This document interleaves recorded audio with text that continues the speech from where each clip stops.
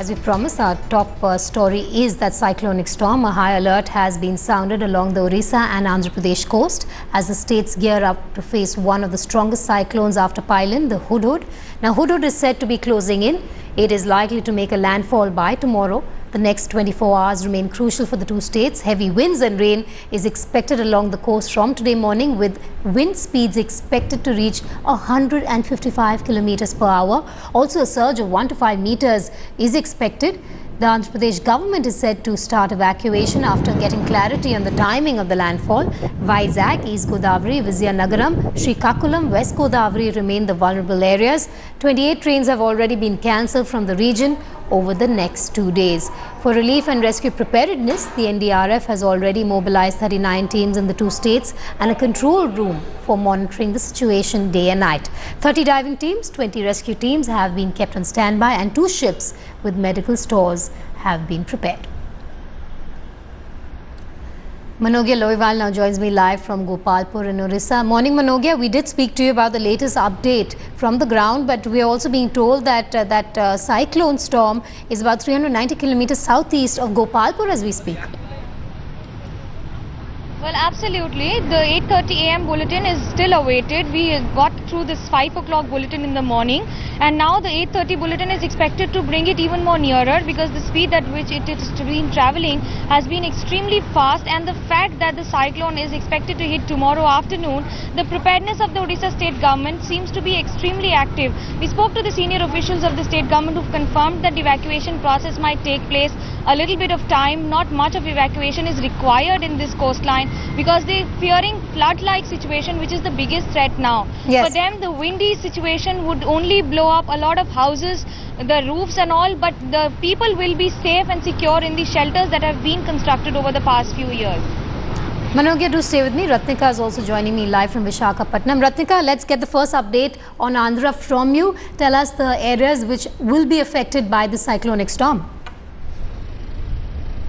Well, right now, as of now, the cyclone is really centered about 350 kilometers southeast of Visakhapatnam. So the major areas likely to be impacted will be Visakhapatnam, Vizianagaram and Srikakulam. However, this cyclone will be accompanied by heavy rainfall. So a lot of areas, I mean basically East and West Godavari will be likely to be flooded. So right now basically the preparation is more for flooding rather than cyclone. About 4.5 lakh people from across 500 villages will be evacuated in Andhra Pradesh coastal area, and they will be moved to about 392 odd relief camps. Right now about 30 naval teams have been deployed, along with two army teams. Also some 14 satellite phones have been the AP Coastal Administration has been equipped with about 14 satellite phones. Vedika. All right, Ratnika and Manogya, we'll keep coming back to you for more. Of course, this is going to be the big focus through the day today, tomorrow and the day after on headlines today. Moving on now, after the lull in ceasefire violations and holding an internal security meet, an insolent Pakistan remains defiant, blaming India for halting the Indo-Pak dialogue and raising the Kashmir issue. Pakistan, in its bid to raise the line of control issue, is planning to reach out to 5 other countries and involve them in the process. India, on the other hand, has slammed their offensive, saying it is a bid by Pakistan to internationalize tensions along the line of control. The External Affairs Ministry has also said that the issue needs to be resolved bilaterally, since Pakistan is a signatory to the Simla agreement. Yesterday night also there had not been any firing, except 1 or 2 posts where they fired and they were retaliated also. As far as you have asked what can be the future trend, really can't be said. Pakistan can begin unprovoked firing any moment of time, as they have been firing in the past also. Have you seen terrorist camps have been spotted? There are certain reports that say, are there any reports that terrorist camps have been spotted, and around 20,000 terrorists are waiting on that side of the border to infiltrate?